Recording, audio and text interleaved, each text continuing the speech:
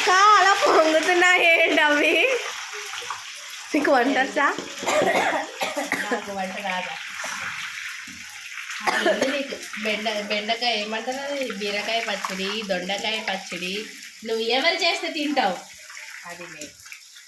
ఇంకా ఇప్పుడు చెప్పు నాకు వంట వచ్చింది. ఆ నూనె ఎందుకు అలా హైపర్ అవుతుంది? అదంతే, అవి వేగినాక నూనె ఇంకా పొంగడం ఆపేస్తుంది. పుట్టింటికి వచ్చి కూడా వంట చేస్తున్నావా అక్క? మా మమ్మీ అలా టార్చర్ చేస్తుంది. ఏం చేద్దాం?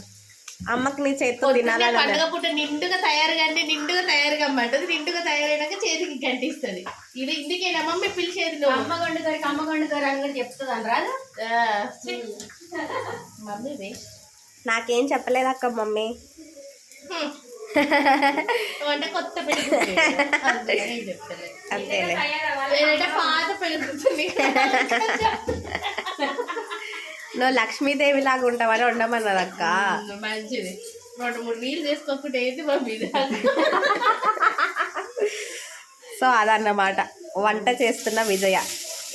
వంట చేస్తూ కూడా రీల్స్ చేయొచ్చు. ప్రతిదీ మేనేజ్ చేసుకోవాలి. మనం ఏం తింటున్నామా, ఏం తాగుతున్నామా ప్రపంచం అందరికి తెలియాలి కదా. చూసినావా, మంచి ఐడియాస్ ఇస్తుంది నాకు. ఎంకరేజ్ చేసే మదర్స్ అందరికీ ఉంటాయి. అమ్మాయి వేగినట్టేనా ఇంకా? అక్క ఈ బెండకాయ కూర బాగాలేక మాత్రం టోటల్ రెస్పాన్సిబిలిటీ నీదే చెప్తున్నా. అసలే నా ఫేవరెట్ కర్రీ. లాస్ట్ టైం గుర్తుందా నీకు?